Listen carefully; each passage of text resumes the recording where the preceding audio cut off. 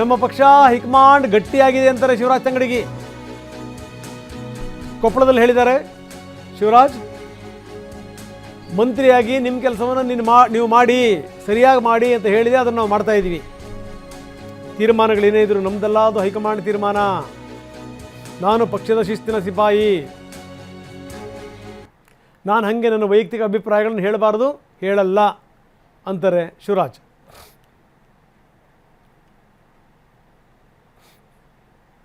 ಇದು ಶಿವರಾಜ್ ತಂಗಡಿಯವರ ಮಾತು. ನೋಡ್ರಿ, ಇವರೆಲ್ಲರ ಮಾಧ್ಯಮದವ್ರು ಅದಾರ. ನಾನು ಅವತ್ತಿದ್ದು ಇವತ್ತಿನವರೆಗೆ ಹೇಳೋದು, ನನ್ನ ಪಕ್ಷ ಏನು ಹೇಳುತ್ತಾ ನಾನು ಅದನ್ನು ಕೇಳುವಂಥ ಪಕ್ಷದ ಶಿಸ್ತಿನ ಸಿಪಾಯಿ.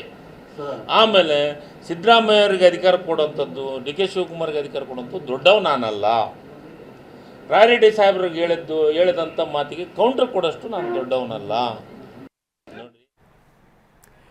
ಇನ್ನು ಇದೆಲ್ಲದರ ಜೊತೆಗೆ ಕುಮಾರಸ್ವಾಮಿ ಹಾಕಿರುವಂಥ ಬಾಂಬ್ ಬಿದ್ದಿಲ್ಲ, ಅದು 40ರಿಂದ 50 ಶಾಸಕರು ದೆಹಲಿಗೆ ಬರ್ತಾರೆ. ತೆರಳೋಕೆ ಶಾಸಕರಿಗಾಗಲೇ ಟಿಕೆಟ್ ಬುಕ್ ಮಾಡಿದ್ದಾರೆ ಅಂತಾರೆ ಕುಮಾರಸ್ವಾಮಿ. ರಾಜ್ಯದ ಸ್ಥಿತಿಗತಿಗಳೇನು ಅಂತ ಗೊತ್ತಿದೆ, ಆದರೆ ಇಂಥ ಸಂದರ್ಭದಲ್ಲಿ ಕುರ್ಚಿ ಕದನ ನಡೀತಾ ಇದೆ. 40ರಿಂದ 50 ಶಾಸಕರು ದೆಹಲಿಗೆ ಬರ್ತಾ ಇದ್ದಾರೆ. ಶಕ್ತಿ ಪ್ರದರ್ಶನಕ್ಕೆ ದೆಹಲಿಗೆ ಬರ್ತಾ ಇದ್ದಾರೋ ಅಥವಾ ಬೇರೆ ಬೇರೆ ನಾಯಕರ ಜೊತೆ ಮಾತಾಡಕ್ಕೆ ಬರ್ತಾ ಇದ್ದಾರೋ, ಏನಂತಾರೆ ಕುಮಾರಸ್ವಾಮಿ, ಬನ್ನಿ ನೋಡೋಣ. ಈಗಾಗಲೇ 40 ಜನ 50 ಜನ ಡೆಲ್ಲಿಗೆ ಟಿಕೆಟ್ನ ರೆಡಿ ಮಾಡಿಸ್ಕೊತಾವ್ರೆ. ಇವಾಗ BR ಪಾಟೀಲ್ರು, ನಿಮ್ಮ ಕಾಂಗ್ರೆಸ್ನ ಹಿರಿಯ ಶಾಸಕರು, ನಮ್ಮ ಆಳನ್ನವರು ಏನು ಹೇಳಿಕೆ ಕೊಟ್ಟವ್ರು ನಿನ್ನೆ?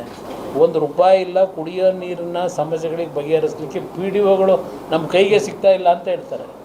ಅವ್ರು ಕಾಂಗ್ರೆಸ್ ಶಾಸಕರು, ಹಿರಿಯ ಶಾಸಕರು. ಇದು ಪರಿಸ್ಥಿತಿ ಇದೆ ರಾಜ್ಯದಲ್ಲಿ. ಇವರು ಮುಖ್ಯಮಂತ್ರಿಗಳಾಗಬೇಕು ಅಂತ ಹೇಳಿ ಡೆಲ್ಲಿಗೆ ಹೋಗೋದು ಬರೋದು ಇದು ಮಾಡ್ಕೊಂಡು ಕೂತ್ಕೊಂಡವ್ರು. ಈಗಾಗಲೇ 40. ಬನ್ನಿ, ನಮ್ಮ ಪ್ರತಿನಿಧಿ ಪ್ರಸನ್ನ ಈಗ ನಮ್ಮೊಂದಿಗೆ ನೇರ ಸಂಪರ್ಕದಲ್ಲಿದ್ದಾರೆ. ಪ್ರಸನ್ನ, ನಾವು ನೋಡಿದ್ವಿ, ಅಣ್ಣ ತಮ್ಮ ಇಬ್ಬರೂ ಕೂಡ ದಿಲ್ಲಿಗೆ ಹೋಗಿ ಬಂದು ಆದಮೇಲೆ ಈ ಕಡೆಗೆ ಮುಖ್ಯಮಂತ್ರಿಗಳ ಪರವಾಗಿರುವಂಥವರು, ಹಿಂದ ನಾಯಕರುಗಳು ಅವರು ಕೂಡ ಒಂಥರ ಎಚ್ಚೆತ್ಕೊಂಡ್ಬಿಟ್ರು. ಅವರು ಕೂಡ ಈಗ ದೆಹಲಿ ಪ್ರವಾಸವನ್ನು ಮಾಡ್ತಾ ಇದ್ದಾರೆ, ಬೇರೆ ಬೇರೆ ನಾಯಕರನ್ನ ಭೇಟಿ ಮಾಡ್ತಾ ಇದ್ದಾರೆ, ಮಾತುಕತೆ ಮಾಡ್ತಾ ಇದ್ದಾರೆ. ಏನೇನು ಹೇಳಬೇಕು, ಏನೇನು ಮುಟ್ಟಿಸ್ಬೇಕು ಎಲ್ಲವನ್ನು ಕೂಡ ಮುಟ್ಟಿಸ್ತಾ ಇದ್ದಾರೆ. ನಮ್ಮ ಸ್ಥಾನಮಾನ ಏನು ಅದ್ರ ಬಗ್ಗೆನೂ ಕೂಡ ಕ್ಲಾರಿಟಿ ಕೊಡಿ ಅಂತ ಕೇಳ್ತಾ ಇದ್ದಾರೆ. ಈ ನಾಯಕತ್ವದ ಗೊಂದಲ ಇದೆಯಲ್ಲ, ಇದನ್ನು ತಕ್ಷಣಕ್ಕೆ ಬಗೆಹರಿಸಬೇಕು, ಇಲ್ಲ ಅಂತಂದರೆ ಬಹಳ ಮುಂದೆ ಸ್ಥಿತಿಗತಿಗಳು ಸರಿ ಇರಲ್ಲ ಅನ್ನುವಂಥ ಮಾತು ನಂಬರ್ 1. ನಂಬರ್ 2, ಇದೆಲ್ಲದರ ನಡುವೆ ಸಿದ್ದರಾಮಯ್ಯನವರ ಮೌನ. ಇದು ಈ ಸಿದ್ದರಾಮಯ್ಯನವರ ಮೌನಕ್ಕೆ ಬಹಳಷ್ಟು ಮಾತುಗಳಿದೆ, ಬಹಳಷ್ಟು ಆಳ ಇದೆ. ಅದು ನಿಮಗೆ ಗೊತ್ತಿರುವಂಥ ಸಂಗತಿ ಪ್ರಸನ್ನ. ಯಾಕೆಂದರೆ ರಾಜ್ಯದಲ್ಲಿ 3 ಜನ ನಾಯಕರು ಸುಮ್ಮನಾಗ್ಬಿಟ್ರೆ ಅದ್ರ ಹಿಂದೊಂದು ದೊಡ್ಡ ಕುತಂತ್ರವೇ ಅಡಗಿದೆ ಅಂತ ಅರ್ಥ. ಒಂದು ಕಡೆ ದೇವೇಗೌಡರು, ಇನ್ನೊಂದು ಕಡೆ ಯಡಿಯೂರಪ್ಪ, ಮತ್ತೊಬ್ಬರು ಇದೇ ಸಿದ್ದರಾಮಯ್ಯನವರು. ಸುಮ್ಮನಿದ್ದಾರೆ ಅಂತಂದರೆ ಒಳಗಿಂದೊಳಗೆ ಏನೋ ನಡೆಸ್ತಾ ಇದ್ದಾರೆ ಅಂತಲೇ ಅರ್ಥ. ಅಂದರೆ ಒಳಗಿಂದೊಳಗೆ ನಮಗೆ ಗೊತ್ತಿಲ್ಲದ ಹಲವಾರು ಸಂಗತಿಗಳು ನಡೀತಾ ಇವೆ. ಏನಂತೀರಿ?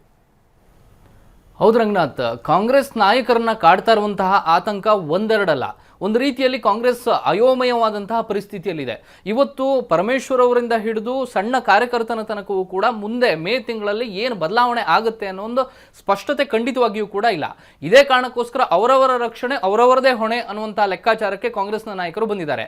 ಒಂದು ಕಡೆ ಸಿದ್ದರಾಮಯ್ಯನವರು ಇಷ್ಟು ಬೆಳವಣಿಗೆಗಳು ನಡೀತಾ ಇರುವಂತಹ ಸಂದರ್ಭದಲ್ಲೂ ಕೂಡ ತಮ್ಮ ಮುಂದಿನ ದಾರಿ ಏನು, ತಮ್ಮ ಸ್ಟ್ರಾಟಜಿ ಏನು, ಅಥವಾ ತಾವು ಯಾಕೆ ಸುಮ್ಮನಿದ್ದೀನಿ, ಅಥವಾ ಮುಂದೆ ಬದಲಾವಣೆಗಳು ಇದೆಯಾ ಇಲ್ವಾ ಅನ್ನೋ ಬಗ್ಗೆ ತಮಗೊಂದು ಏನಾದ್ರು ಕ್ಲಾರಿಟಿ ಇದೆಯಾ, ಹೈಕಮಾಂಡ್ ಏನಾದ್ರು ಹೇಳಿದ್ಯಾ, ಈ ಒಂದು ವಿವರಗಳನ್ನ ಸಂಪೂರ್ಣವಾಗಿ ತಮ್ಮ ಆಪ್ತರಿಗೂ ಕೂಡ ಗುಟ್ಟನ್ನ ಬಿಟ್ಕೊಡ್ತಾ ಇಲ್ಲ.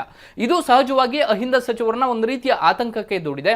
ತಮ್ಮ ರಕ್ಷಣೆಯನ್ನ ತಾವೇ ಮಾಡ್ಕೊಳ್ಬೇಕು ಅನ್ನುವಂತ ಒಂದು ಲೆಕ್ಕಾಚಾರಕ್ಕೆ ಅಹಿಂದ ಸಚಿವರು ಬಂದಂತೆ ಕಾಣಿಸ್ತಾ ಇದೆ.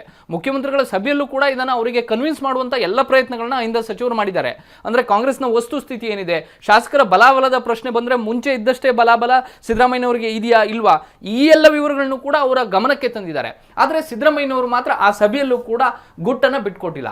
ಈ ಕಾರಣಕ್ಕೆ ಇದೀಗ ಸತೀಶ್ ಜಾರಕಿಹೊಳಿ, ಮಹದೇವಪ್ಪ ಅವರು ದೆಹಲಿಗೆ ಹಾರಿದ್ದಾರೆ, ಮಲ್ಲಿಕಾರ್ಜುನ್ ಖರ್ಗೆ ಅವರನ್ನ ಭೇಟಿಯಾಗಿದ್ದಾರೆ. ಅಲ್ಲಿ ಅವರು ಏನೇನು ಕ್ಲೇಮ್ ಮಾಡಬೇಕು ಎಲ್ಲವನ್ನೂ ಕೂಡ ಕ್ಲೇಮ್ ಮಾಡಿ ಆಗಿದೆ.